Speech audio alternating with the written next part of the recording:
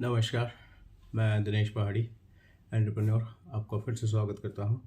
आशा करते हैं आप सब लोग स्वस्थ होंगे और सब ठीक होंगे। आज का ये जो वीडियो मैं डालने वाला हूं, ये बेसिकली मैं करना क्या चाहता हूं, क्योंकि बहुत सारे लोगों को कन्फ्यूजन है कि दिनेश करना क्या चाहता है। दिनेश कभी खेती कर रहा है, कभी टूरिज़्म की बात करता है, कभी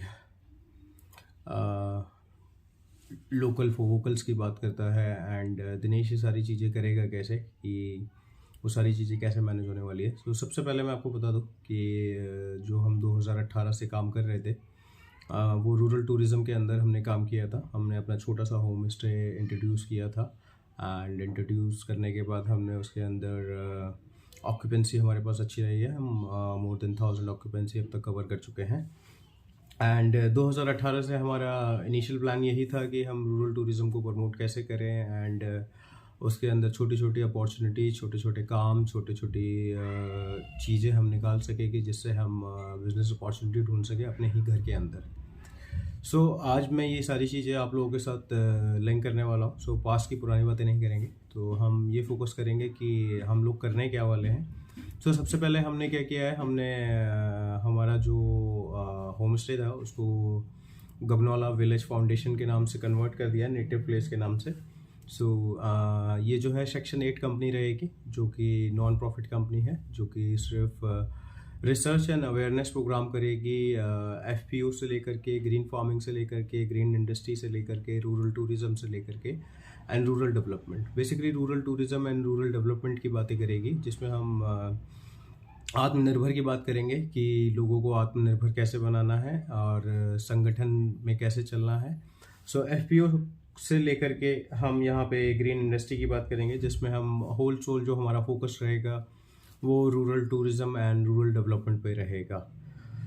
ये दिनेश, मैंने जो सोचा था प्रोजेक्ट करने के लिए, मैंने 2018 में सोचा था। मैंने being as a project manager, जैसा आप सब लोगों को पता है, I am already working as a project manager in IT company. मेरा खुद अपना प्लान होना पेज था, लेकिन उतने बड़े लेवल पे नहीं था। And at the end of the day, like मैं काफ़ी टाइम से काम कर रहा था, मैं कुछ बड़े लेवल पे कुछ plan on a page search कर रहा था। जो मुझे मिला मैं उसको अपने प्लान ऑन अ पेज से लिंक करना चाहता था। ये जो डॉक्यूमेंट है ये आपको इजीली गूगल पे मिल जाएगा। This is called national strategy and road map for development of rural tourism in India and initiative towards आत्मनिर्भर भारत। इसका लिंक मैं अपने वीडियो पर भी डाल दूंगा एंड आप वहाँ से इसको डाउनलोड कर सकते हैं एंड इन्फॉर्मेशन ले सकते हैं। ये government of India, ministry of tourism, नीचे टूरिज्म डिवीजन की तरफ से 6 दिसंबर 2021 को लॉन्च हुआ था। It's a kind of same plan और गवर्नमेंट का प्लान है। मैं पर्सनल और दोनों को मिक्स करके मैं कुछ चीज़ें समझाने वाला हूँ कि हम लोग कैसे इम्प्लीमेंट कर सकते हैं। बट अगर ऑल ओवर इंडिया में जो भी ये वीडियोस देख रहे हैं, this is for every state, every village जहाँ पे वो काम करना चाहते हैं। चाहे वो नॉर्थ ईस्ट का विलेज हो, चाहे वो बिहार का विलेज हो, चाहे वो यूपी का कोई बिहार का विलेज हो, या कहीं का भी विलेज हो, आप इस स्ट्रैटेजी को आप देख सकते हैं एंड अपने एरिया में काम कर सकते हैं। ये ना कि उत्तराखंड के लिए फोकस करता है, ये ऑल ओवर विलेज के लिए फोकस करता है, because we all know 70% of the Indian population lies in the village itself. ये जो डॉक्यूमेंट है ये बेसिकली रूरल टूरिज्म के ऊपर ही बात करेगा एंड रूरल टूरिज्म में कैसे डेवलपमेंट हम लोग कर सकते हैं। ये स्ट्रैटेजी जो है राष्ट्रीय स्तर पर लॉन्च करी गई है। हर कोई इसको इम्प्लीमेंट कर सकता है। मैं जो डिस्कस करने वाला हूँ, मैं स्पेशली उत्तराखंड के लिए डिस्कस करने वाला हूँ। हमने अपनी एक गगनौला विलेज फाउंडेशन क्रिएट कर दी है, जैसे कि मैंने आपको बताया। बेसिकली वो यही काम करेगी, rural tourism and rural development कैसे काम करेगी वो हम ये डॉक्यूमेंट फॉलो करने वाले हैं। इस डॉक्यूमेंट को हम इम्प्लीमेंट करेंगे। Yes, it will take a time. हाँ, ये टाइम लेगा, थोड़ा सा टाइम तो हर चीज़ें लेती हैं। हमने भी 3 से 5 साल तक का प्लान किया है कि हम 3 से 5 साल तक बहुत ज़्यादा मेहनत करने वाले हैं इस प्रोजेक्ट के अंदर। ये जो डॉक्यूमेंट है ये ऑल ओवर द मिनिस्ट्रीज़ को फॉरवर्ड किया गया है, चाहे वो आपकी नीति आयोग हो, ministry of rural development, ministry of environment, forest, climate change, Ministry of Culture, Tribal Affairs, Development of Northeastern Region, Ministry of Textiles, Ministry of Panchayat Raj, Ministry of Ayush, Ministry of Skill Development and Entrepreneurship, Ministry of Jal Shakti, Ministry of Home Affairs, Ministry of Women and Child Development, Department of Agriculture, Cooperation and Farmer Welfare, department of youth affairs. So ये सारी जितनी भी secretariat हैं, department हैं, इनके पास ये documents already circulate है from 2021 दिसंबर। सो आप कोई भी इसमें काम करते हैं, सो जितनी भी मिनिस्ट्री इन्वॉल्व होगी, आप इनके अंदर जितनी भी स्कीम्स एलिजिबल हैं, आप उनके अंदर एलिजिबल हो सकते हैं। सो इस स्कीम्स की हम बात नहीं करेंगे, वो आपको पर्टिकुलर मिनिस्ट्री की वेबसाइट पे जाके चेक करना पड़ेगा कि आप कौन कौन सी स्कीम के लिए एलिजिबल होंगे। So as you all know, Gugnaula village foundation ने अवेयरनेस ऑफ ग्रीन फार्मिंग में एफपीओ का काम शुरू कर दिया है कि हम लोग एफपीओ का अवेयरनेस कर ही रहे हैं कि एक संगठन बना के हम लोग करेंगे। काम कैसे करेंगे, डॉक्यूमेंट मैंने आपको रेफ़र कर दिया है। सो इस डॉक्यूमेंट का मैं आपको दोबारा नाम बता देता हूँ, ये जो आपको ईजिली अवेलेबल हो जाएगा, National Strategy and Roadmap for Development of Rural Tourism in India, an initiative towards आत्मनिर्भर भारत। सो ये डॉक्यूमेंट आपको ईजिली नेट पे अवेलेबल हो जाएगा, आप इसे डाउनलोड कर सकते हैं, प्लस मैं डिस्क्रिप्शन में भी इसका लिंक डाल दूंगा। सो हम यहाँ पे rural tourism and rural development की बात करने वाले हैं। सो रूरल टूरिज्म होता क्या है एक्चुअली में, बहुत से लोगों को अभी ये पता नहीं होगा। सो हम लोग उत्तराखंड में या आप किसी भी गांव में रूरल टूरिज्म उस चीज़ को कहते हैं कि आप अपना कल्चर कैसे शोकेस करते हैं लोगों को, आप अपनी हेरिटेज, अपनी जो पुश्तैनी चीज़ें हैं, आप वो उन्हें कैसे दिखाते हैं, एंड वहाँ पे आप उनकी रुकने की व्यवस्था करते हैं एंड उनको अपना रूरल कल्चर दिखाते हैं, आप कैसे रहते हैं, कैसे खाते हैं, कैसे पीते हैं, कैसे चीज़ों को एंजॉय करते हैं, आपका नेचुरल वे ऑफ लिविंग क्या है एंड आपका कल्चर क्या है। एंड ये सब चीज़ें अगर आप बाहर के लोगों को दिखाते हैं एंड तो इसे ही रूरल टूरिज़्म कहते हैं। And after Covid rural tourism में काफ़ी ज़्यादा जंप आया है एंड हम लोगों को इसको प्रमोट करना चाहिए बिकॉज आउटसाइडर्स, उत्तराखंड के बाहर जो आउटसाइडर्स रहते हैं, लाइक दिल्ली हो गया, पुणे, मुंबई, बैंगलोर या जितनी भी मेट्रो सिटीज़ हैं जो बाहर लोग काम कर रहे हैं, उन्हें रूरल लाइफ, गांव का जो कल्चर है वो उन्हें देखना अच्छा लगता है। सो ये हम लोगों के लिए एक अपॉर्चुनिटी है कि अगर हम रूरल टूरिज़्म को ढंग से देखे जाए और नेचर को ही सेल करा जाए, क्योंकि आज इन फ्यूचर जिस हिसाब से मेट्रो सिटीज़ में पोल्यूशन हो रहा है, सो पानी और हवा मतलब दोनों ही पोल्यूट हो रहे हैं। सो उत्तराखंड में अभी तक ये पानी और हवा दोनों दूषित नहीं हुई है, ख़ास करके हमारे इलाके में, या आप उत्तराखंड में कहीं भी देखेंगे उतना ज़्यादा दिक्कतें नहीं आई हैं हम लोगों को लेकर के as compare to pollution. Uttarakhand में इतना नहीं है। सो ये हमारे लोगों के लिए अपॉर्चुनिटी है कि हम बाहर के लोगों को अपना कल्चर दिखाएं, अपना कुजीन्स दिखाएं, अपना ट्रेडिशंस दिखाएं एंड बाहर के जो ट्रैवलर्स हैं वो इन सब चीज़ों को एक्सपीरियंस करते हैं and they really feel enjoy.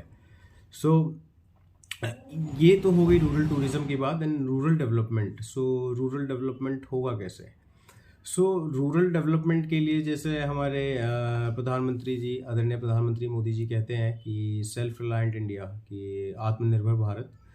So ये हम लोगों को करना पड़ेगा कि हम लोगों को आत्मनिर्भर भारत क्रिएट करने के लिए छोटे छोटे जो आइडियाज़ हैं हमारे काम करने के हैं, उन्हें हमें डिजिटलाइज करना पड़ेगा, प्रमोट करना पड़ेगा।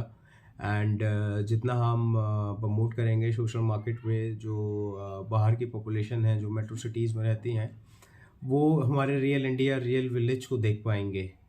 सो इससे ये होगा कि जितना ज़्यादा पॉपुलेशन, बाहर की पॉपुलेशन हमारे इधर आती है, एंड अगर हम सस्टेनेबल डेवलपमेंट के साथ एक आत्मनिर्भर भारत प्लान के साथ, जैसा इस डॉक्यूमेंट में दिया गया है कि हमें छोटे छोटे क्लस्टर, हमें छोटी छोटी चीज़ें ढूंढनी पड़ेंगी जिससे हम रोज़गार ढूंढ सकते हैं, काम कर सकते हैं, सेल्फ रिलायंट, खुद अपना कुछ ना कुछ रोज़गार कर सकते हैं। सो वो हमें रूरल टूरिज़्म के अंदर बहुत सारी चीज़ें मिल सकती हैं। जैसे मैंने आपको बताया, हमारा कल्चर है, हमारी खाने पीने की चीज़ें हैं, जो हमारी कुजीन्स हैं, जो हमारी हेरिटेज है, जो हमें हमारी पुश्तैनी चीज़ें हैं, वो अगर हम प्रमोट करें एक सस्टेनेबल डेवलपमेंट के साथ, उतना ज़्यादा भी डेवलपमेंट नहीं। एंड तो हम जो है ये आत्मनिर्भर भारत का जो विज़न है वो क्रिएट कर सकते हैं। जैसे कि ऑर्गेनिक फार्मिंग हो गई, अगर उत्तराखंड में देखा जाए तो अभी सिर्फ उत्तराखंड में ही ऑर्गेनिक फार्मिंग होती है, या हिमाचल में थोड़ा ऑर्गेनिक फार्मिंग हो रही है, बाकी शहरों में आप देखेंगे सब जगह पेस्टिसाइड्स हैं। अगर आप उत्तराखंड में टेक्नोलॉजी के साथ फार्मिंग करें एंड जहाँ लोग आपके पास गेस्ट आते हैं, अगर वो सब ये चीज़ें देखते हैं, एंजॉय करते हैं, सो ऑब्वियसली आपका मार्केट ग्रो होगा। सो रूरल टूरिज़्म का मतलब ही यही है कि जब बाहर के लोग आपसे इंटरेक्ट करते हैं, so they obviously they will come to your place, they will enjoy, so they will obviously they will give you monetary benefit. अगर वो आपकी जगह पे आते हैं, अगर आपके पास उतना एक मार्केट प्लेस है, या आपके पास अपना फार्म, एक ऐसी जगह आपने बनाई है जहाँ पे लोग आपके पास आपका रहने की सुविधा है, आपकी खाने की सुविधा है, आपकी वहाँ पे कल्चर दिखाने की सुविधा है, आपकी वहाँ पे सभ्यता है, अगर आप वहाँ पे अपनी एग्रीकल्चर प्रैक्टिस करते हैं, या आप अपने लोकल प्रोडक्ट प्रमोट करते हैं थ्रू टूरिज़्म इन मतलब किसी भी रूरल एरिया में, सो डेफिनेटली ये जो आपका आत्मनिर्भर भारत का प्लान है वो आपका अचीव हो पाएगा। सो ये सारी चीज़ें तो हो गई रूरल टूरिज़्म के अंदर कि हम आत्मनिर्भर कर सकते हैं। ये कहना तो बहुत आसान है लेकिन करना बहुत ज़्यादा मुश्किल है। सो ये हम करेंगे कैसे? एज आई मेंशन कि ये जो नेशनल स्ट्रैटेजी है, अगर आप इसको फॉलो करेंगे, बिकॉज ये गवर्नमेंट की तरफ से लॉन्च करी गई है, मेरी पर्सनल नहीं है, सो डेफिनेटली मैं अपने पर्सनल प्लान ऑन पेज पे आपको किसी को नहीं बोलूँगा वो काम करे, बिकॉज सबका अपना काम करने का तरीका अलग होता है, सबके अपने प्रोजेक्ट प्लान अलग तरीके से बनाए होते हैं। So being as a project manager, मेरा अपना खुद का प्रोजेक्ट ऑन प्लान है कि मुझे क्या चीज़ें क्या इम्प्लीमेंट करनी है, मुझे क्या प्लान अभी करना है, किस टाइम पे क्या इम्प्लीमेंट करना है, कितनी कम से कम कॉस्ट में होना है, मुझे कैश इनफ्लो, अपना पैसे कैसे लाने हैं, इधर उधर करने हैं, ये सब चीज़ें हम लोग प्लान करके चलते हैं। एकदम नहीं कि किसी का मन हुआ और वो एकदम कोई भी जंप इन कर जाए, बिकॉज ऑब्वियसली मैं भी 2018 से काम कर रहा हूँ एंड अभी 2023 हो गए हैं and still I am working. And जैसा मैंने 5 साल में बहुत ज़्यादा मेहनत करी है, इतनी ज़्यादा कि आप सोच नहीं सकते हैं। एंड और भी लोग हैं जिन्होंने मेहनत करी होगी मेरे जैसे, एंड आई अप्रिशिएट दैट। बहुत लोग पहाड़ की तरफ वापस आए हैं, बट मैं सबको यही बोलूँगा कि अगर आप काम कर रहे हैं सो आप उसके अंदर टेक्नोलॉजी ज़रूर डालें। आप कुछ भी काम कर रहे हैं, until unless you will not use technology and digital platform, so आप सक्सीड नहीं हो पाएंगे। सो ये चीज़ें आपको जो है ऑब्वियसली करनी पड़ेगी। सो अब हम बात करेंगे कि ये जो नेशनल स्ट्रैटेजी है एंड रोड मैप है, ये डेवलपमेंट रूरल टूरिज़्म के लिए, ये काम कैसे होगा नेशनल मतलब राष्ट्रीय स्तर पे। हम ये स्ट्रैटेजी बनी कैसे है, किस हिसाब से काम करेंगे, क्या क्या इसके अंदर हो सकता है, तो वो हम सारी चीज़ें इसके अंदर डिस्कस करेंगे। सो इसके अंदर कुछ पॉइंट हैं जो हम डिस्कस करने वाले हैं। सो मैं पॉइंट आपको बता देता हूँ। पहला पॉइंट है इसके अंदर benchmarking of state policies and best practices. Second point है digital technologies and platform for rural tourism. तीसरा पॉइंट है development cluster for rural tourism. चौथा पॉइंट है marketing support for rural tourism. पांचवा पॉइंट है capacity building of stakeholders. And छठा point है आपका गवर्नेंस एंड इंस्टीट्यूशनल फ्रेमवर्क। ये 6 पॉइंट हैं जिन पे हम लोगों को काम करना पड़ेगा। एंड अगर हम इन 6 के 6 पॉइंट्स पे काम करते हैं, सो ये एक एक पॉइंट्स हम डिस्कस करेंगे कि ये है क्या, एंड इन पॉइंट के अंदर क्या क्या चीज़ें हैं, हम कैसे समझ पाएंगे उनको, क्या इम्प्लीमेंट करेंगे, क्या क्या उनकी चीज़ें अंदर हम खोज सकते हैं। मैंने खुद अपने अंदर फाइंड आउट करी हुई, बट मैं डिस्कस करना चाहता हूँ लोगों से, क्योंकि जो भी ये काम कर रहे हैं तो ये उन लोगों के लिए हेल्प होएगी कि हम कैसे काम कर सकते हैं। सो ये 6 पॉइंट है, 6 के 6 पॉइंट हम डिस्कस करेंगे। एंड सो सबसे पहला हम पॉइंट बात करते हैं benchmarking of state policies and best practices. So ये benchmarking of state policies and best practices किस चीज़ की बात करता है? सो ये ऑब्वियसली बेंच मार्किंग का मतलब जो है स्टेट पॉलिसीज़ गवर्नमेंट की तरफ से बनाई गई हैं, या बेस्ट प्रैक्टिसेस की हमें किस तरीके से काम करना चाहिए, एंड उन सब चीज़ों की बात करता है। सो हम यहाँ बात करने वाले हैं अभी स्वॉट एनालिसिस की एंड स्टेक होल्डर्स की, कि इसके अंदर कौन कौन इन्वॉल्व होंगे एंड स्वॉट एनालिसिस होता क्या है एक्चुअली में। सो स्वॉट analysis is strength, S stand for strength and W stand for weakness, O stand for opportunities and T stand for threats. So स्वॉट एनालिसिस करा किस लिए जाता है? सो ये रिस्क मैनेजमेंट के लिए किया जाता है कि आपका कुछ भी रिस्क हो सकता है। So being as a project manager, अगर आप किसी भी प्रोजेक्ट में हैं, सबसे पहले आप अपना हमेशा रिस्क मैनेजमेंट करते हैं कि रिस्क कोई भी ऐसी चीज़ जो फ्यूचर में आपकी बिजनेस के ऊपर इम्पैक्ट कर सकती हैं। सो अनटिल अनलेस अगर आप रिस्क मैनेजमेंट नहीं करेंगे अपने प्रोजेक्ट्स का या अपने बिजनेस का, सो ऑब्वियसली इन फ्यूचर वो रिस्क जो है आपको लॉसेस दे सकते हैं। So being as a good project manager, being as a good entrepreneur, what सबसे बेस्ट प्रैक्टिस आपकी यही होगी कि आप हमेशा अपना रिस्क कैलकुलेट करके देखें और उस रिस्क को आप प्लान करके देखें। और उस रिस्क को कैसे प्लान किया जाता है वो टेक्निक मैंने आपको बताई है। आप कोई भी बिज़नेस कर रहे हैं या आप कोई भी प्रोजेक्ट कर रहे हैं या कोई भी आपका आइडिया है, आप उस आइडिया का पूरा स्वॉट एनालिसिस करें, जिसके अंदर आप उसकी स्ट्रेंथ बात करेंगे सबसे पहले, दूसरी उसकी आप वीकनेस की बात करेंगे, तीसरा उसकी अपॉर्चुनिटीज़ की बात करेंगे, चौथा उसकी थ्रेट्स की बात करेंगे। बिकॉज रिस्क जो है आपका ऑब्वियसली आपका अपॉर्चुनिटीज़ के अंदर आपको मिलेगा या आपके अंदर वीकनेस के अंदर आपको मिलेगा, या स्ट्रेंथ के अंदर भी हो सकता है या थ्रेट्स के अंदर भी हो सकता है। इन चारों चीज़ों के अंदर जो भी आप डिस्कस करते हैं वहाँ से आपका रिस्क मैनेजमेंट कैलकुलेट होता है। सो हम बात कर रहे थे रूरल टूरिज़्म की। सो अगर हम बात करें, सो हम अभी अपने प्रोजेक्ट की ही बात करेंगे, बट बाहर के लोग जो भी ये चीज़ें देख रहे हैं, अगर आप डॉक्यूमेंट रेफ़र कर रहे हैं, सो ऑब्वियसली आप डॉक्यूमेंट को रेफ़र करें एंड आप जिस भी स्टेट में हैं वहाँ पे आप इसको डिस्कस कर सकते हैं एंड इम्प्लीमेंट कर सकते हैं। सो सबसे पहले हम स्वॉट एनालिसिस करते हैं। स्वॉट एनालिसिस में हम स्ट्रेंथ की बात करेंगे कि हमारे उत्तराखंड में स्ट्रेंथ क्या है। सो उत्तराखंड विलेजेस की बात करूं, सो बहुत सा डिफरेंट टाइप का कल्चर है कि आपको कहीं गढ़वाली मिलेंगे, कहीं कमौनी मिलेंगे, कहीं भूटिया मिलेंगे, कहीं आपको जौनसारी रेंज के लोग मिलेंगे, कहीं आपको मिक्स गढ़वाली कमौनी सभ्यता के लोग मिलेंगे जैसे कि हम लोग हैं। एंड हम लोगों का डिफरेंट हर जगह का डिफरेंट कल्चर होता है, हर डिफरेंट जगह का अपना क्राफ्ट होता है, म्यूज़िक होता है, डांस होता है, हेरिटेज होती हैं, सभ्यताएं होती हैं जो आप विजिटर को एक्सपीरियंस करा सकते हैं। सो सबसे पहले ये है हमारी स्ट्रेंथ। सो दूसरा हमारे पास है कि well developed agriculture and farms हो प्रोवाइड करने के लिए लोगों के लिए, जो हम क्रिएट कर सकते हैं।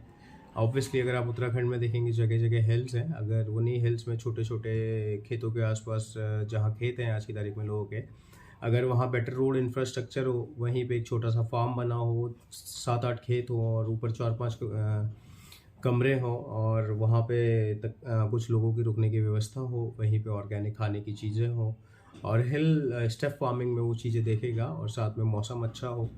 सो ये चीज़ें कहीं ना कहीं आपको स्ट्रेंथ देती हैं आपके प्रोजेक्ट में। सो इंडिया की अगर बात करें, उत्तराखंड की स्पेशली बात करें, सो हमारे इधर जैसे हिमालयन प्लेसेस आपको बहुत ज़्यादा मिलेंगे। एंड राजस्थान की बात करें तो वहाँ डेजर्ट है, अगर कहीं बहुत ज़्यादा जंगल है कॉर्बेट के इलाके में, कहीं ट्राइबल एरिया है। सो हर टाइप का टूरिस्ट आता है। सो इंडिया में हर टाइप का रूरल एरिया आपको मिलेगा। हमारा उत्तराखंड में आपको जैसे आपको हिल साइड एग्रीकल्चर टाइप भी मिलेगा, आपको हिमालयन रेंजेस भी मिलेंगी, आपको नदी भी मिलेंगी, आपको जंगल भी मिलेंगे, आपको each and everything you can feel. हाँ, आपको गर्मी नहीं मिलेंगी उतनी ज़्यादा जैसे आपको राजस्थान डेजर्ट में होता है। आपको उत्तराखंड में ईच एंड एवरीथिंग मिलेगा। आपको समुद्र छोड़ के आपको उत्तराखंड में हर चीज़ यहाँ आपको मिलेगी, चाहे आप कल्चरल से देखें या रिचुअल के हिसाब से देखें। उत्तराखंड आपकी देवभूमि भी है, उत्तराखंड आपका नंबर 1 प्लेस है टूरिस्ट के लिए भी, उत्तराखंड आपका 4 धाम के लिए भी मशहूर है, उत्तराखंड आपका अच्छे स्कूल्स के लिए भी मशहूर हैं, आपका अच्छी लोकेशंस के लिए भी मशहूर है, हिमालयन रेंजेस के लिए मशहूर है। सो उत्तराखंड आपका अगर समुद्र छोड़ दें तो बाकी सब चीज़ आपको उत्तराखंड में मिलेगी। सो यहाँ पे मैंने आपको स्ट्रेंथ बताया कि उत्तराखंड में बहुत सारे स्ट्रेंथ हैं। आप कोई अगर डॉक्टरी लाइन का है सो वो आयुर्वेद से कनेक्ट हो सकता है, कोई जंगल से लेकर स्टडी कर रहा है तो वो इको टूरिज़्म से कनेक्ट हो सकता है, नेचर रिजर्व से कनेक्ट हो सकता है, वाइल्ड लाइफ टूरिज़्म से कनेक्ट हो सकता है। सो हमें कहीं बाहर जाने की ज़रूरत नहीं है। अगर जो हमारे भाई बंधु हैं, अगर वो बाहर ऐसी कुछ पढ़ाई कर रहे हैं, वो सोच रहे हैं कि हम बाहर कहीं यूएसए या कहीं अमेज़ॉन के जंगलों में जाएं, सो हमारे जंगलों में भी बहुत ज़्यादा पोटेंशियल है अगर आप खुद अपना ही प्रमोट करेंगे। सो हमारे जंगलों में ही उतना ज़्यादा पोटेंशियल है कि आप उसको प्रमोट करेंगे, because India have a different different kind of lands, तो आप यहाँ पे भी सक्सीड हो सकते हैं। सो ये बात हो गई आपकी स्ट्रेंथ की। एंड अब बात करते हैं वीकनेस की, कि वीकनेस क्या है हमारे इधर उत्तराखंड में। सबसे ज़्यादा जो वीकनेस है वो मैं बोलूँगा गवर्नमेंट की तरफ से वीकनेस है, कि गवर्नमेंट पॉलिसीज़ तो बनाती है, पॉलिसीज़ को देखने वाला कोई नहीं होता है। अगर देखने वाला कोई है तो देखने के बाद उनको कोई इम्प्लीमेंट कराने वाला नहीं है। अगर कोई इम्प्लीमेंट हो रही है, इम्प्लीमेंट कराने के बाद उनको कोई दोबारा रिव्यू करने वाला नहीं है। सो ऐसी बहुत सारी चीज़ें हैं जो गवर्नमेंट की तरफ से हमारे पास बहुत कम हेल्प है। गवर्नमेंट सिर्फ अपनी पॉलिसीज़ तो लॉन्च कर देती है, जैसे ये डॉक्यूमेंट है 2021 से अभी तक पड़ा हुआ है। मेरे ख्याल से बहुत कम लोगों को इस डॉक्यूमेंट के बारे में पता होगा, क्योंकि जब मैंने भी रिसर्च करी, क्योंकि मैं भी डेढ़ दो साल से कुछ ऐसे प्रोजेक्ट में रिसर्च कर रहा था जिससे हम लोग manufacturing to service industry move on हो सके, क्योंकि होम स्टे में आप जनरली सर्विस इंडस्ट्री से लिंक होते हैं। बट होपफुली जो मेरा प्रोजेक्ट था वो कहीं ना कहीं इसके अंदर मिक्सअप होता है। सो वो चीज़ें मुझे बहुत ज़्यादा अच्छी लगी। सो बात कर लेते हैं हम वीकनेस की। सो सबसे पहले मैंने आपको बताया प्रायोरिटाइजेशन होना चाहिए गवर्नमेंट की तरफ से, थोड़ा इसकी देखभाल होनी चाहिए। गवर्नमेंट ने अगर पॉलिसी बनाई है, उनको इम्प्लीमेंट कराने के लिए डिफरेंट डिफरेंट बंदे या प्रोजेक्ट मैनेजर्स अलॉट होने चाहिए। अगर गवर्नमेंट अपनी तरफ से नहीं कर सकती है, सो गवर्नमेंट किसी को बोल सकती है जो ऐसे लेवल पे इन सब चीज़ों को प्रमोट कर सकता है। एंड पुअर प्रोफाइलिंग है सेकंड वीकनेस की बात करूँ रूरल प्रोडक्ट्स की, कि हम लोगों को जो रूरल प्रोडक्ट्स होते हैं उनकी बहुत ज़्यादा पुअर लेवल से प्रोफाइलिंग है, क्योंकि उनको ढंग से अगर हम डिजिटलाइज करें, उनकी ब्रांडिंग ढंग से करें, और तो हमें ऑब्वियसली उनकी जो प्रोफाइलिंग ढंग से होगी तो हम उनकी जो है मार्केट वैल्यू ढंग से ले पाएंगे। तीसरा, अगर हम बात करें, हमारे पास सपोर्टिंग इंफ्रास्ट्रक्चर ज़ीरो है गवर्नमेंट की तरफ से। अगर रोड्स की बात करें, गवर्नमेंट अब रोड लेके आ रही है जब ऑब्वियसली 80% लोग माइग्रेट कर चुके हैं, स्टिल पीपल आर माइग्रेटिंग। अगर अभी पिछले वीक की भी न्यूज़ देखें तो 3 लाख ऑब्वियसली माइग्रेट कर चुके हैं और लोग। सो 22 साल में उत्तराखंड की तरफ से तो मैं ये बोलूँगा जीरो काम हुआ है अभी तक, चाहे कांग्रेस रही है, बीजेपी रही है। हाँ, ये जगह जगह रोड लेके गए हैं, वाइल्ड लाइफ टूरिज्म सेंचुरी बना दी है, बाहर के लोगों के लिए उन्होंने बहुत अच्छा कर दिया है, क्योंकि बाहर के लोगों के पास पैसा है, अपने पहाड़ के लोगों के पास पैसा नहीं है उतना, और जिनके पास पैसा है वो पहाड़ वापस आना नहीं चाहते हैं। सो ये गवर्नमेंट की तरफ से बड़ी ज़्यादा प्रॉब्लम है, हमें हेल्प नहीं मिलती है गवर्नमेंट की तरफ से, चाहे कोई भी काम कर रहा है। एंड गवर्नमेंट की तरफ से ज़ीरो सपोर्ट है, मैं ये बिल्कुल बोलता हूँ। गवर्नमेंट की तरफ से कोई सपोर्ट नहीं है। एंड हमारे एरिया में तो ज़ीरो सपोर्ट है। अगर आप बोलते हैं तो हमारे एरिया में बीजेपी की गवर्नमेंट है। एंड हमारे इधर का जो विधायक है उसको रूरल टूरिज़्म के बारे में भी मेरे ख्याल से मैंने उनको बोला था, बट अभी तक मेरे पास उनके लिए कोई भी हेल्प नहीं आई है। एंड रिसेंटली अभी उनसे बात तो हुई थी, बट ज़ीरो रिस्पॉन्स मैं ये बोलूँगा। एंड काम का मुझे नहीं पता कैसा काम कर रहे हैं, बिकॉज अगर अपने विधायक के लिए क्या बोले, मैं तो ये बोलूँगा कि उत्तराखंड में कोई भी काम नहीं कर रहा है। अगर काम करते तो माइग्रेशन रुक जाता। आप बाहर के लोगों को जॉब्स दे रहे हैं यहाँ पे, आप बाहर के लोगों को बिजनेस अपॉर्चुनिटीज़ दे रहे हैं और अपने आदमी को आप भगा रहे हैं। सो ये चीज़ गलत है। आपको कभी ना कभी इन सब चीज़ों में इन फ्यूचर जो है आपको नेचुरली नुकसान होने वाला है, एनवायरमेंटली आपको बहुत ज़्यादा दिक्कत होने वाली है, बिकॉज बाहर का आदमी चीज़ों को उतना मैनेज नहीं कर पाता जितना एक पहाड़ी आदमी अपने लोकल एरिया को, अपने लोकल कल्चर को, हेरिटेज को समझता है, वो चीज़ें मैनेज कर पाएगा। सो गवर्नमेंट की तरफ से सबसे बड़ा वीकनेस पॉइंट हमारी गवर्नमेंट है, मैं ये बोलूँगा। गवर्नमेंट की तरफ से गैप्स हैं पंचायती राज इंस्टीट्यूशन में, रूरल टूरिज्म को प्रमोट करने में पुअर सर्विस डिलीवरी है, लैक ऑफ इम्प्लीमेंटेशन, जैसे मैंने बताया, कोई भी लोग देखने वाले नहीं हैं, कोई भी करने वाला नहीं है। सिर्फ पॉलिसी लॉन्च कर दी गई है गवर्नमेंट की तरफ से, करने वाला कोई नहीं है। गवर्नमेंट की तरफ से निर्देश तो दिए जाते हैं, लेकिन करने वाला कोई नहीं है। सो ये हमारी वीकनेस है। सो सबसे बड़ी वीकनेस हमारी गवर्नमेंट है। गवर्नमेंट के बाद आप जितने भी पॉइंट अगर हम बात करते हैं, सो वो सारे पॉइंट आप गवर्नमेंट के अंदर डाल सकते हैं। फिर हमारी बात करते हैं अपॉर्चुनिटीज़ की। अपॉर्चुनिटीज़ हमारे पास बहुत सारी हैं। अगर हमें गवर्नमेंट से सपोर्ट नहीं मिल रहा है तो आप प्राइवेटली कीजिए, या अपनी संस्था बना के, एनजीओ बना के, सेक्शन 8 बना के आप उसे प्रमोट कीजिए, बाहर के लोगों से फंडिंग लीजिए, बिकॉज गवर्नमेंट कुछ नहीं करने वाली है, आपको खुद कुछ ना कुछ करना पड़ेगा। गवर्नमेंट की तरफ से आपको ज़ीरो हेल्प रहेगी। इनिशियल लेवल पे मैं आपको ये बोलूँगा, आप खुद मेहनत करने के लिए तैयार रहें।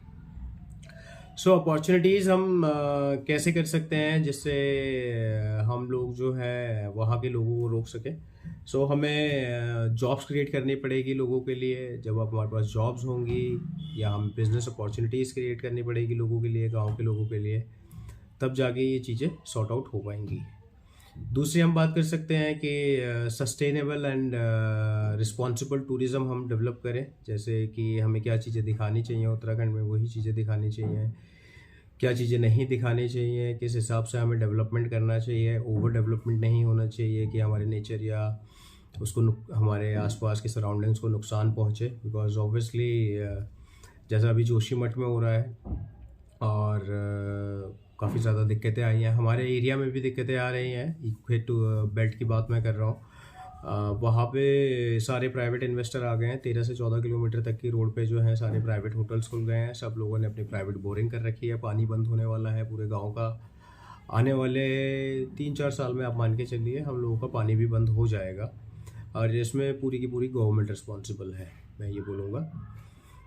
एंड तीसरा, इसकी अगर हम अपॉर्चुनिटी की बात करें, सो इंडिजिनस नॉलेज सिस्टम है। अगर आप बाबा रामदेव की बात करें तो वो बाहर के बाबा आए हैं हमारे उत्तराखंड में, जाके अपना प्लांट लगा दिया है, जस्ट बिकॉज गवर्नमेंट बाहर के लोगों को सपोर्ट करना चाहती है, अंदर के लोगों को नहीं करना चाहती है। सो ऐसे ही नॉलेज सिस्टम खाली रामदेव बाबा नहीं है, 36 बाबा ऐसे घूम रहे हैं जिनके पास इंडिजिनस नॉलेज है। आप उनके आयुर्वेदा की नॉलेज लें, अपना प्रोडक्ट आप अपना प्रमोट कर सकते हैं। उसकी पुअर प्रोफाइलिंग ना करके अच्छी प्रोफाइलिंग करें, सो ऑब्वियसली आप चीज़ों को प्रमोट कर सकते हैं।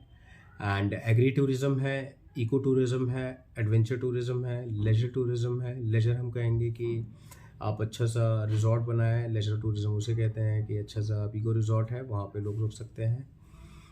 मरीन टूरिज़्म है, मरीन में जैसे आपका समुंदर तो नहीं है, लेकिन हाँ अगर आपके पास नदियाँ हैं तो वहाँ पे आप छोटे छोटे स्पोर्ट्स लॉन्च कर सकते हैं। वॉलंटियर टूरिज़्म है, अगर आपकी संस्था है, आप लोगों को बताएं कि आप खेती करते हैं, ग्रीन फार्मिंग में है, ग्रीन इंडस्ट्री में है। बाहर के लोग ऑब्वियसली वॉलंटियर करेंगे, आपके साथ एक्टिविटी में जुड़ेंगे। सो ये सारी अपॉर्चुनिटीज़ हैं जो आपको देखनी पड़ेंगी कि कहाँ कहाँ पे आप डिफरेंट डिफरेंट क्लस्टर में आप लोगों के लिए जॉब्स ढूंढ सकते हैं, बिजनेस ढूंढ सकते हैं। उन लोगों को आप जागरूक कर सकते हैं कि आप ये सारी अपॉर्चुनिटीज़ हैं हम लोगों के लिए। जैसे कि मैं कर रहा हूँ, जैसे आपने देखा मेरा होम स्टे है, अभी मैंने भूटिया डॉग्स लिए हैं। भूटिया डॉग्स भी अपने आप में अपॉर्चुनिटी है। छोटी सी मैंने खेती कर रखी है, वो भी अपने आप में अपॉर्चुनिटी है। एंड डॉग्स मैंने शौक के लिए भी लिए हैं, ब्रीडिंग के लिए भी लिए हैं। पहले मैं शौक के लिए इसलिए लिए हैं कि मुझे अच्छे डॉग्स पसंद हैं, कि वो रीसेल हो पाएंगे। सेकंड चीज़, जो हम खेती कर रहे हैं उनकी सिक्योरिटी हो पाएगी। सो ये 3 चीज़ें हैं, इसीलिए मैंने, और ये तीनों चीज़ें आपकी कहीं ना कहीं रूरल टूरिज्म में आती हैं। सो अब हम बात करते हैं थ्रेट्स की।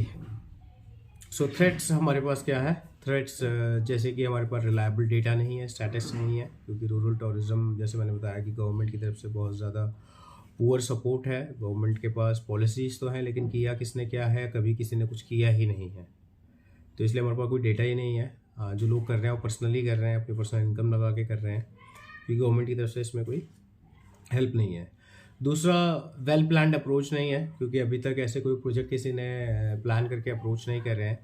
सो हम लोग प्लान कर रहे हैं, एंड प्लान करने के बाद हम इसको इम्प्लीमेंट करेंगे, एंड इसको बड़े लेवल पे इम्प्लीमेंट करेंगे। हाँ, लोगों ने पर्सनल छोटे लेवल पे इम्प्लीमेंट करे हुए हैं कि लोग व्लॉगर बने हुए हैं, अपने घर में लोगों को फैसिलिटी दे रहे हैं, ये कर रहे हैं। लेकिन अगर लोग संगठन बना के कराएं तो हर कोई इस चीज़ का बेनिफिट ले पाएगा। आप संगठन बनाएं, सबको बेनिफिट दें। इको टूरिज्म के अंदर होम स्टे का मतलब ये होता है कि आपके गांव में अगर एक घर का किसी का होम स्टे है, आप दूसरे घर को भी किराए पे दें। जैसे मैंने अपने ताऊ के घर को भी दिए हैं। लेकिन हाँ, ऑब्वियसली लोग आपको सपोर्ट नहीं करेंगे। हमारे गांव में थोड़ा अलग हिसाब किताब है, बट आप लोग अगर आप इसको समझेंगे, सो इको टूरिज्म के अंदर होम स्टे बहुत बड़ा बिजनेस है। किसी को लगता है कि नहीं मेरे पास 1 रूम है, 2 रूम है, तो कोई प्रॉब्लम नहीं है। आप अपने आस पड़ोस वाले से बोलें, अच्छा टॉयलेट बनवाएं, अच्छा खाना दें अपनी तरफ से। एंड 1 की जगह 2 घर, 2 की जगह 3 घर, 3 की जगह 4 घर। एंड लोग आएंगे ऑब्वियसली, बट लोगों को शुरू में समझाने में दिक्कत होती है, समझने में दिक्कत होती है, थोड़ा वक्त लगता है।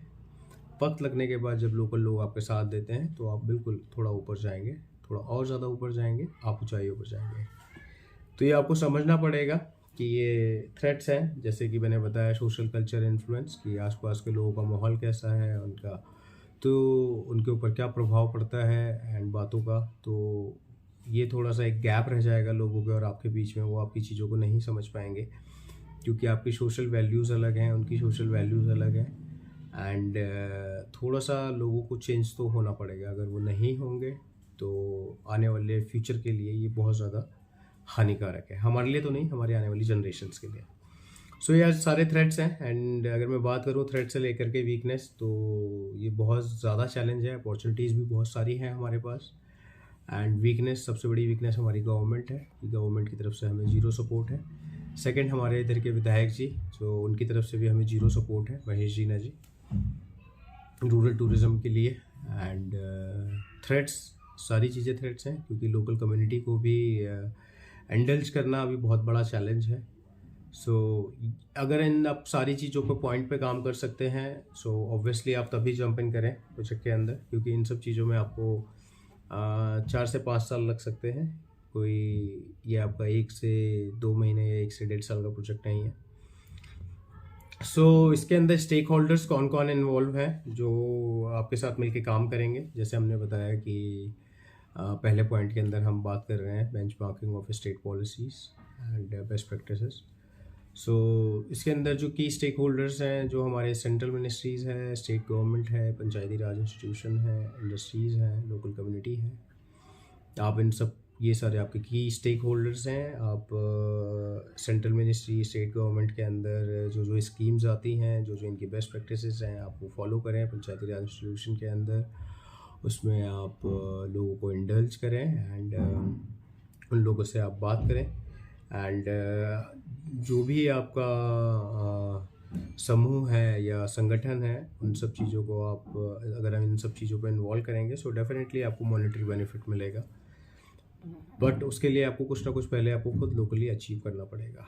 सेंट्रल मिनिस्ट्रीज़ के अंदर अगर हम बात करें तो ऑब्वियसली हमारी सारी की सारी इंडस्ट्रीज इसके अंदर मिनिस्ट्री आती हैं, चाहे हम ministry of tourism, ministry of rural development, environment, forest, skill development, entrepreneurship, textile, Panchayati Raj, ministry of tribal affairs, ministry of AYUSH, NITI Aayog, department of agriculture, cooperation and farmer welfare, department of youth affairs, home affairs, ministry of women and child development. So ये सारी ministries हैं। सो इन सब से आपका काम obviously पड़ेगा अगर आप ये प्रेजेंटेशन को मिलकर काम करते हैं। स्टेट गवर्नमेंट में आपकी जो भी लोकल स्टेट गवर्नमेंट है, आप उनसे कोऑर्डिनेट कर सकते हैं। पंचायती राज में जो भी आपका लोकल पंचायती राज है, जो भी आपका लोकल ग्राम सभा है, वहाँ के देन आपकी इंडस्ट्री आती है। आसपास के जितने बड़े इंडस्ट्री प्लेयर हैं या बड़े प्लेयर्स हैं, आप उनसे टाई अप कर सकते हैं, आप उनसे बात कर सकते हैं अपनी चीज़ों को लेकर के। तभी आप प्रोजेक्ट में, अकेले आप चलेंगे तो नहीं होगा। आप सोचेंगे अकेले कर लें, नहीं, आपको कुछ बाहर के इंडस्ट्री प्लेयर, प्राइवेट प्लेयर्स, बड़े बड़े ब्रांड के जो प्लेयर्स होते हैं जैसे BNB हैं या मेक माई ट्रिप हैं, वो इन पर टाई अप करना पड़ेगा। मल्टीपल टूर्स एंड ट्रैवल्स हैं, agriculture tour and travels operators हैं, आप उनको कोऑर्डिनेट कर सकते हैं। सो ऐसे मल्टीपल इंडस्ट्री है, नॉन गवर्नमेंट ऑर्गेनाइजेशन है जिनको आप इन्वॉल्व कर सकते हैं, लोकल कम्युनिटी है, इनको आप इन्वॉल्व कर सकते हैं। सो ये सारी चीज़ें हैं जो आप फॉलो कर सकते हैं। सो उन्हीं पॉलिसीज़ के अंदर हम बात कर रहे थे कि जो बेस्ट प्रैक्टिसेस हैं वो आप कैसे कर सकते हैं। वो हम प्रेजेंटेशन के हिसाब से और गगनौला रूरल डेवलपमेंट जो प्लान है उसके हिसाब से हम डिस्कस करने वाले हैं। सो इसके अंदर जो हमारी मॉडल पॉलिसीज़ हैं या बेस्ट प्रैक्टिसेस हैं रूरल टूरिज्म के लिए, वो हमें सबसे पहले फॉलो करनी पड़ेंगी। जो हमारी की स्ट्रैटेजी प्लेयर है, सबसे पहले कि हमें मॉडल पॉलिसीज़ देखनी पड़ेगी, बेस्ट प्रैक्टिसेस चेक करनी पड़ेगी, उनको हमें रूरल टूरिज्म में इम्प्लीमेंट करना पड़ेगा। सेकंड है हमारा public private community partnership model. अगर आप सोच रहे हैं कि आप अकेले करेंगे, सो ऑब्वियसली आप फेल हो जाएंगे। मैं आपको पहले कह रहा हूँ, आप अकेले नहीं कर पाएंगे। आपको कुछ पब्लिक कंपनी, कुछ प्राइवेट कंपनीज, कुछ कम्युनिटीज़, कुछ NGOs, उनसे आपको लिंक करना पड़ेगा, पार्टनरशिप करना पड़ेगा, तब आप आगे चल पाएंगे।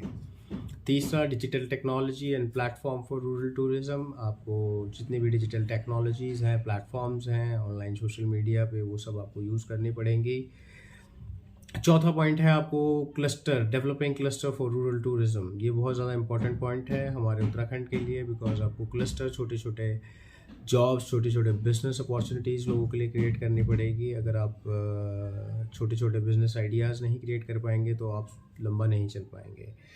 इन सबको करने के बाद आपका पांचवा पॉइंट आता है marketing support for rural tourism. जो भी आप अपने एरिया में कर रहे हैं वो आपको मार्केट करना पड़ेगा ऑनलाइन, सोशल नेटवर्क, मीडिया पे, तभी आपकी चीज़ें हो पाएंगी। छठा जो है capacity building for rural tourism. आपको जो है रेगुलर ऑनगोइंग मेथड पे जो है आपको कुछ ना कुछ ढूंढना पड़ेगा, जिससे जो है आपका रूरल टूरिज्म ऑनगोइंग प्रोसेस में चलता रहे।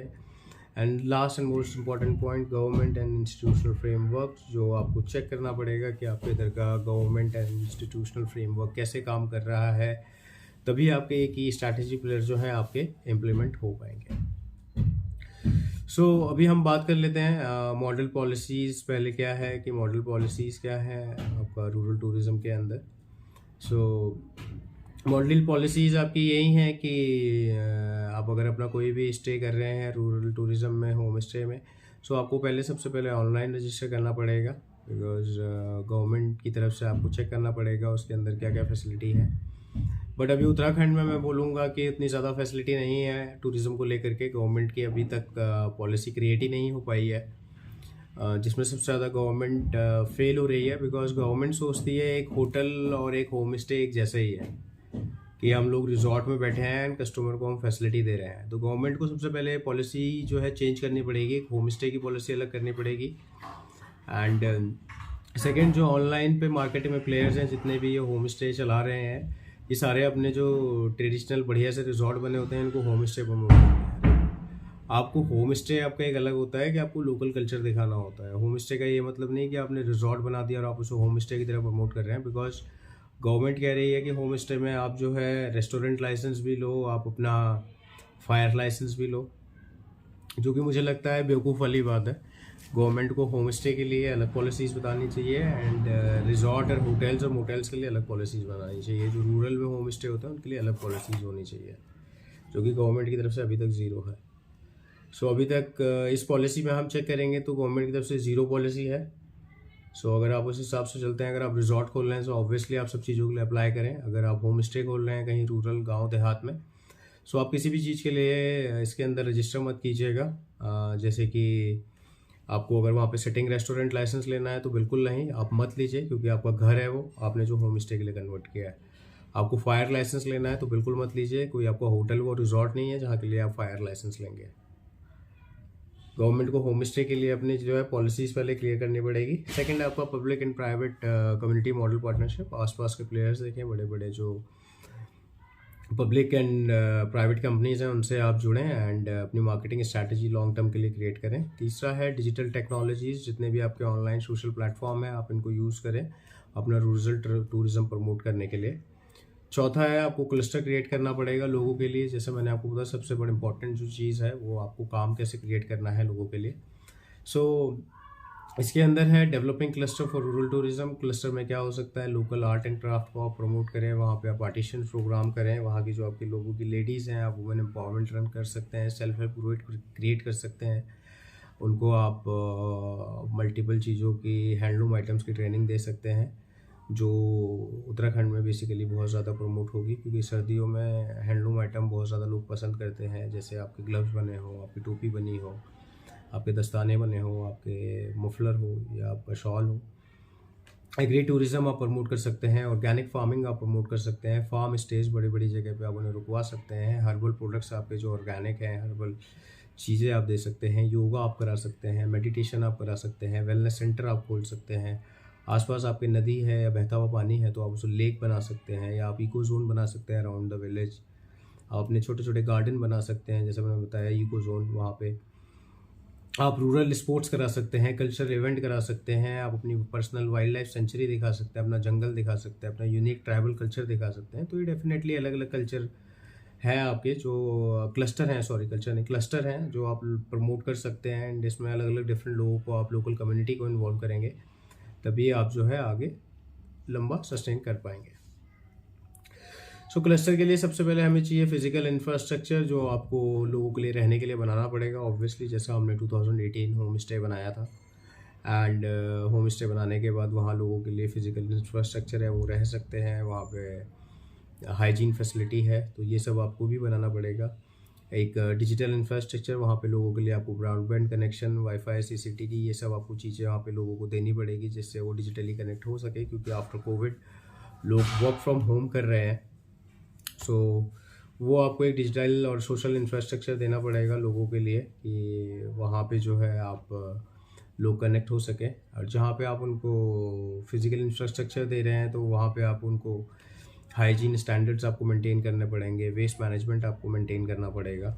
सो ये सब चीज़ें हैं आप प्रमोट करने के लिए। जहाँ पे आपके पास लोग आते हैं, अपने लोकल प्रोडक्ट या लोकल कोई भी खाने की चीज़ें हैं, वो आप प्रमोट कर सकते हैं। जैसे हम अपने बिच्छू घास की सब्ज़ी खिलाते हैं, या हम आजकल बारिश के सीज़न में आपको मशरूम मिलती है, हम मशरूम खिलाते हैं। ये सब चीज़ें आप प्रमोट कर सकते हैं। तीसरा, आप लोकल एंटरप्रेन्योरशिप, छोटे छोटे जो काम के तरीके हैं काम करने के लिए, वो आपको लोगों को खुद भी एंटरप्रेन्योर बनाना पड़ेगा, कि जो आप काम खुद कर रहे हैं, आप जैसे खुद अपने काम के मालिक हैं, तो आप दूसरे लोगों को भी छोटे छोटे काम का मालिक बनाएं। जैसे मैंने अभी भूटिया डॉग्स पालने हैं, सो ऑब्वियसली मैं ये भूटिया डॉग अभी किसी और को हैंड ओवर करने वाला हूँ 1 साल के लिए अब, जिससे वो जो है इसको पालेंगे, एंड जो भी होगा तो इससे उनका भी फ़ायदा होगा और मेरा भी फ़ायदा होगा। सो ये लोकल एंटरप्रेन्योरशिप, लोकल लोगों को काम करना सिखाएं, उनका अपना काम करना सिखाएं, सस्ते मॉडल पे सिखाएं, तो आपका काम ऑब्वियसली लंबा चलेगा। जब आपका ये लोकल एंटरप्रेन्योरशिप हो जाता है, जैसे हमने बताया, मार्केटिंग सपोर्ट आपको लोगों को दिलवाना पड़ेगा। जितने भी आप लोगों को एंटरप्रेन्योरशिप कराते हैं, ज़्यादा से ज़्यादा संगठन को जोड़ते हैं, अलग अलग चीज़ें आप करवाते हैं, उनके अलग अलग सेल आउट करनी है, तो आपको मार्केटिंग सपोर्ट भी देना पड़ेगा उन लोगों को। उसके लिए आपको ऑब्वियसली, जैसे आपकी एक फिजिकल इंफ्रास्ट्रक्चर के बाद आपका डेस्टिनेशन हो गई, तो फिर आपको जो है इसको ऑनलाइन मार्केटिंग प्रमोट करना है, आपको ब्रांडिंग करनी है, एंड जिससे क्या होगा, लोग आपके साथ साइट पे तो आके कनेक्ट हो ही रहे हैं, प्लस वो बाहर भी ऑनलाइन भी जो है, कोई भी बंदा बैंगलोर, मुंबई, पुणे, यूएस से कहीं भी बैठा हो, वो सारी चीज़ें देख पाएगा। सो आपकी मार्केटिंग जो है वो लोकल फॉर वोकल होनी चाहिए, लोकल अपने प्रोडक्ट की होनी चाहिए, ऑर्गेनिक होनी चाहिए, बिकॉज गवर्नमेंट भी खुद ऑर्गेनिक को सपोर्ट कर रही है, एंड अगर आप भी करेंगे, बिकॉज जो आजकल पेस्टिसाइड्स यूज़ हो रहे हैं खेती में, उससे लोगों को बीमारी हो रही है। सो ऑब्वियसली अगर आप ऑर्गेनिक को जितना इम्प्रूव करेंगे टेक्नोलॉजी के साथ, सो आप लंबे टाइम पर चल पाएंगे। सो ये सारी हमने आपको चीज़ें बताई, सो जो आपको इम्प्लीमेंट करनी पड़ेंगी अपने प्रोजेक्ट में, एंड मार्केटिंग से लेकर के आपको क्या क्या चीज़ें क्रिएट करनी पड़ती हैं, एंड कैपेसिटी बिल्डिंग जो हमारा नेक्स्ट पॉइंट है, जो कैपेसिटी बिल्डिंग जो ऑनगोइंग प्रोसेस है हमारा, अवेयरनेस। जब तक लोगों के अंदर आप अवेयरनेस नहीं फैलाएंगे, जागरूकता नहीं फैलाएंगे इन सब चीज़ों के लिए, तो ये चीज़ें आपकी लंबा नहीं चल पाएंगी। सो एक रिसोर्स सेंटर हमको बनाना पड़ेगा, जैसे हमने गगनौला विलेज फाउंडेशन हमने बनाया है। सो एक रिसोर्स सेंटर है, जहाँ पे एक पर्टिकुलर हमारा ऑफिस होगा, जहाँ पे हमारी कंपनी जो है सेक्शन 8 ऑन द ग्राउंड काम करेगी लोगों के साथ, चाहे वो ट्रैवलर्स हो, चाहे वो सेंट्रल एंड स्टेट गवर्नमेंट की एजेंसीज़ हो, लोकल कम्युनिटीज़ हो, या टूरिज्म सर्विस प्रोवाइडर हो। उन सब का जो मेन प्लेयर होने वाला है, वो गगनौला विलेज फाउंडेशन होने वाला है, जो इन सब चीज़ों के लिए, लोकल गाँव के लिए जो है, ये सारा आपका जो है काम करने पड़ेगा। और आपका चाहे मार्केटिंग हो, चाहे आपका ब्रांडिंग हो, चाहे आपका सपोर्ट करना हो, या आपका अवेयरनेस प्रोग्राम चलाने हो, या रिसर्च करनी हो, या आपका बाहर से मार्केटिंग करनी हो, ये सब आपका एनजीओ के थ्रू होने वाला है। And basically awareness and research जो हम करने वाले हैं इनिशियल लेवल पे, एंड प्रोडक्शन ऑब्वियसली जो हमारी एफपीओ करेगी, कल्टीवेशन एंड प्रोडक्शन वो करेगी, बिकॉज जो किसान मेहनत करेंगे पैसे भी वही कमाएंगे, एनजीओ कोई पैसा नहीं कमाने वाली, हमारी कंपनी कोई पैसा नहीं कमाने वाली है। हाँ, ऑब्वियसली हमारी जो गगनौला विलेज फाउंडेशन है, वो skills and entrepreneur development programmes लोगों के लिए चलाती रहेगी, एंड लोगों को जो है छोटे छोटे एंटरप्रेन्योर आइडियाज़ प्रमोट भी करेगी, हो सकता है कल को स्पॉन्सर भी करेगी, जैसे जैसे हमारे पास फंड आना शुरू होंगे।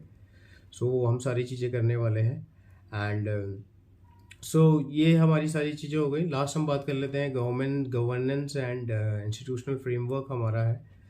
गवर्नमेंट एंड इंस्टीट्यूशनल फ्रेमवर्क वो हमें चेक करना पड़ेगा कि हमारी स्टेट गवर्नमेंट से क्या है, हमारा सेंट्रल गवर्नमेंट से क्या है, एंड डिस्ट्रिक्ट लेवल से क्या हमें फैसिलिटीज़ हैं, या जितनी हमारी कमिटीज़ बनी हुई हैं, एनजीओ ऐसी कोई बनी हुई हैं जो काम कर रही हैं, सो हम उनसे हेल्प ले सकते हैं। इंस्टीट्यूशनल फ्रेमवर्क, हमें नोडल एजेंसीज चेक करनी पड़ेंगी अपने आसपास की, जहाँ से आप सपोर्ट ले सकते हैं, या आपकी स्टेट नोडल एजेंसी हो सकती है, या आपकी नियर बाय नोडल एजेंसी हो सकती है। जैसे अभी धामी जी ने भी कहा है, वो हर डिस्ट्रिक्ट में यूटी बनाना चाहते हैं, एंड गवर्नमेंट की तरफ से बजट भी मिल गया है। नॉट श्योर बजट मिला है नहीं मिला है, यूटी बनेगा नहीं बनेगा, बट गवर्नमेंट ने बोला है, अखबार में भी आया है। एंड देखते हैं लोकल विधायक कितना कहाँ यूटी बनवाते हैं। सो ये सारा ये आपकी चीज़ें हैं, जिन सब चीज़ों के आप अपने ऊपर एक्शन प्लान क्रिएट कर सकते हैं। जो national strategy for rural development हमने डिस्कस करी, जो आत्मनिर्भर भारत की बात करता है। सो आपका अपना जो है एक्शन प्लान इसी हिसाब से क्रिएट होना चाहिए। सो हमने जो अपना एक्शन प्लान बनाया है वो हमारा 2018 में बन गया था, एंड हम काम कैसे करेंगे, किस हिसाब से काम करेंगे। सो अभी हम गगनौला का बात करते हैं कि हमने अपना एक्शन प्लान कैसे बनाया है। सो ये जो नेशनल स्ट्रैटेजी डॉक्यूमेंट है, इसका मैं लिंक अपने वीडियो में डाल दूंगा। अपार्ट फ्रॉम दैट, अब गगनौला विलेज फाउंडेशन या दिनेश एक्चुअली में करना क्या चाहता है, कि हम लोग करना क्या चाहते हैं, क्योंकि दिनेश खेती भी कर रहा है, दिनेश कुत्ते भी पाल रहा है, दिनेश आगे हो सकता है मुर्गियाँ भी रखे, दिनेश छोटे छोटे क्लस्टर ढूंढ रहा है अपने लिए जो सारे के सारे रूरल टूरिज्म के अंदर फिट होते हैं। सो मैं वैसा काम करने वाला हूँ। सो अब हम अपना एक्शन प्लान की बात करने वाले हैं कि गगनौला विलेज फाउंडेशन में होगा क्या। एंड ये vision for Amrit Kaal and empowered and inclusive economy, कि हर कोई अपना काम कर सके, एंड हर कोई अपना एम्पावर हो सके, हर कोई अपना बिजनेस कर सके। सो ये छोटे छोटे काम, छोटे छोटे जरिए, छोटे छोटे जॉब्स अपना ही क्रिएट हो सके अपने इलाके में, एंड अपनी खेती बाड़ी भी हो सके, जिससे जो है हम अपना ऑर्गेनिक खाएं और लंबा चल सकें। क्योंकि अगर आप शहर में रहेंगे तो आपकी 10 साल से 15 साल लाइफ कम हो जाएगी, और हो सकता है आने वाले साल में 20 साल और कम हो जाएगी। बट अगर आप उत्तराखंड जैसे स्टेट में हैं जहाँ पे आप ये सारी चीज़ें कर रहे हैं, तो आपकी 10 साल से क्या 20 साल लाइफ भी प्लस हो सकती है। सो हमारा एक्शन प्लान क्या है? ऑब्वियसली हमारा एक्शन प्लान पहले डे 1 से फार्मर के ऊपर फोकस रहेगा। जैसा हमने बताया कि गगनौला विलेज फाउंडेशन का जो काम है rural tourism and rural development है। सो सबसे पहला रूरल टूरिज़म या रूरल डेवलपमेंट में एक किसान आता है जो खेती करता है। सो गवर्नमेंट हमें कह रही है 2025 तक, आदरणीय प्रधानमंत्री मोदी जी कह रही है, या गवर्नमेंट कह रही है कि आप कम से कम 5 से 10 हज़ार FPO क्रिएट करें एक स्ट्रॉन्ग नेशन के लिए।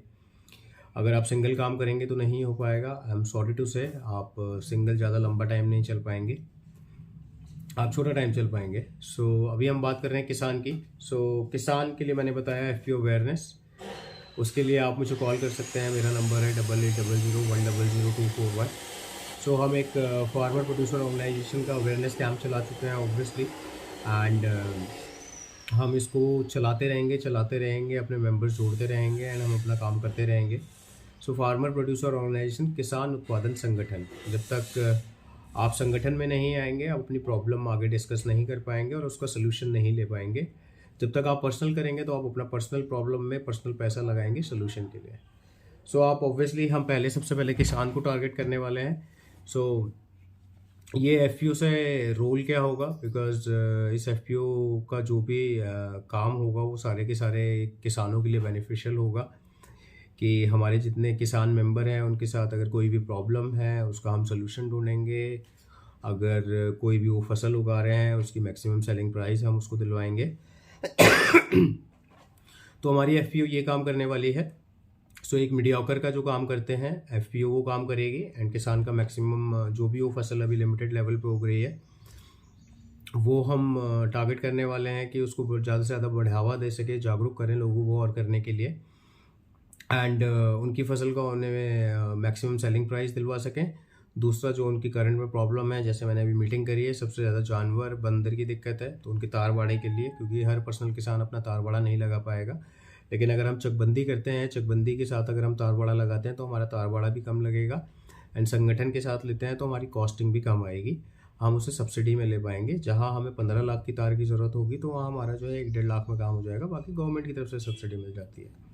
जहाँ हमें ट्रैक्टर चाहिए आपका, हम छोटे छोटे ट्रैक्टर अप्लाई करवा सकते हैं, हम अपने बैलों के लिए, गाय के लिए, हम हर चीज़ के लिए सब्सिडी ले सकते हैं अगर हम इसे संगठन के रूप में आते हैं। सो ये एफपीओ जो है गगनौला विलेज फाउंडेशन के थ्रू से जो भी किसानों को दिक्कत आएगी उनका सलूशन ढूँढना, उनकी फसलों की एमएसपी दिलवाना और उनकी पानी की व्यवस्था करना, ये हम सारी की सारी चीज़ें करेंगे। एंड साथ ही में ये एफपीओ जो हमारी पुश्तैनी खेती है, हमारे गाय या बैल जैसे बर्बाद हो रहे हैं पहाड़ों में, तो हमारी एफपीओ और हमारी संस्था इनके ऊपर भी काम करेगी। एंड जिस गाय से दूध नहीं हो रहा है तो वर्मी कंपोस्ट है, वर्मी कंपोस्ट के काम में भी जाने वाले हैं जल्द ही। सो ये सब गगनौला विलेज फाउंडेशन के अंदर होगा, via Gaganaula village foundation under rural tourism and rural development होगा। सो सबसे पहले हमने बताया फार्मर आपका होगा, जिसमें हम एफपीओ क्रिएट करने वाले हैं। सेकंड है हम आपका एम्पावरमेंट ऑफ वुमेन, जो कि सबसे बड़ा मिशन होगा हमारा। हम हेम्प की खेती की बात कर रहे हैं, सो हम उसके अंदर हैंडलूम की ट्रेनिंग लेडीज़ को दिलवाने वाले हैं फाइबर को लेकर के। एंड इसमें हम सेल्फ हेल्प ग्रुप क्रिएट करेंगे जिनको हम फाइबर से निकालने से लेकर के हेम्प के बीज की चटनी, अदर हर्बल प्रोडक्ट्स के साथ, जैसे शिशौड़ा के साथ, बिच्छू घास के साथ हो गई, या पुदीना के साथ हो गई, या धनिए के साथ हो गई, या हमारे इधर लहसुन के साथ हो गई। तो इनके हम डिफरेंट लोगों को ट्रेनिंग देने वाले हैं, प्लस फाइबर की ट्रेनिंग देने वाले हैं। तो इससे क्या होगा, जो घर की गृहिणी महिला है वो इसमें हम सेल्फ हेल्प ग्रुप क्रिएट करेंगे। हर गांव में एक महिला को सुपरवाइज़र बनाया जाएगा, बाकी महिलाएं उनको सपोर्ट करेंगी। एंड जो भी उनके घर में फसलें होती हैं, हम उनकी फसलों को उनको मैन्युफैक्चर करवा के फिर हम उसकी ट्रेडिंग करेंगे। दूसरा हमारा एम्पावरमेंट ऑफ वुमेन हो गया। एंड इन सब चीज़ों को हम जो है पीएम विश्वकर्मा कौशल सम्मान आर्टिशियन से हम लिंक करने वाले हैं, जिससे जितने भी हमारे किसान या हमारी बहनें या हमारी माताएं जो इस women empowerment of farmer programme से जुड़ेंगे तो उनको ये सम्मान पत्र मिल पाएगा। एंड जिससे जो है हमारी एमएसएमई की माइक्रो, स्मॉल एंड मैक्रो जो है आपका, उससे हम लिंक कर पाएंगे। क्योंकि अनटिल अनलेस हमारे छोटे छोटे जो आर्टिशियंस हैं, अगर आप इनको सर्टिफाइड नहीं करेंगे तो आपकी चीज़ें लंबी नहीं चल पाएगी। चौथा हम बात करेंगे गगनौला के अंदर जो हमारा एक्शन प्लान है, टूरिज़्म। सो टूरिज़्म के अंदर मैं बहुत ज़्यादा स्कोप देखता हूँ कि अगर हमारे पास एक फ़िज़िकल इंफ्रास्ट्रक्चर हो टूरिज़्म के अंदर, और वहाँ पर हम लोग अपनी चीज़ें क्रिएट कर सकते हैं। एंड टूरिज़्म में हम लोग जो है वहाँ पे सबसे पहले उनका फ़िज़िकल इंफ्रास्ट्रक्चर, फिर हमारा वहाँ पे कितना हम यूथ को इन्वॉल्व कर सकते हैं। अगर हमारे उधर एडवेंचर स्पोर्ट्स का सेटअप क्रिएट हो सकता है, वो हम एक दूसरा इन्वॉल्व कर सकते हैं। तीसरा एंटरप्रेन्योरशिप मॉडल्स जो हैं, अगर हम डिफरेंट काम करने के लोगों को तरीके बताएं, छोटे छोटे ही सही, इनिशियल लेवल पे वो छोटे ही होते हैं, लेकिन अगर उनको लंबे समय तक लिया जाए तो ये एक बड़े प्लेटफॉर्म में भी कन्वर्ट हो सकते हैं। क्योंकि टूरिज़्म में आपके बाहर के लोग आते हैं, एंड बाहर के लोग जब आपसे कनेक्ट होते हैं, सो इट मीन्स वो आपके साथ ऑनलाइन कनेक्ट होने वाले हैं, और आपकी चीज़ें बाहर ऑल ओवर इंडिया या ऑल ओवर ग्लोबली कहीं पे भी जा सकती हैं। ऑनलाइन कहना होता है। सो टूरिज़्म हमारे पास एक एक्शन प्लान है जिस पे हम काम कर सकते हैं। पांचवा है हमारे पास ग्रीन ग्रोथ, जैसे हमने बताया कि आपका बाहर की खेती में ऑर्गेनिक आपको रियल ग्रीन नहीं मिल पा रहा है, सब पेस्टिसाइड्स है। तो हम green farming, green energy, green mobility, green industry, green building, green equipment, Gaganaula village foundation, इन सब चीज़ों के ऊपर जहाँ भी हम लोगों को क्लस्टर मिलेगा हम वहाँ पे इसके अंदर काम करेंगे। सो ये हमारे 5 के 5 एक्शन पॉइंट है जो गगनौला करने वाला है। वो कैसे करने वाला है वो हम आपको बताएंगे।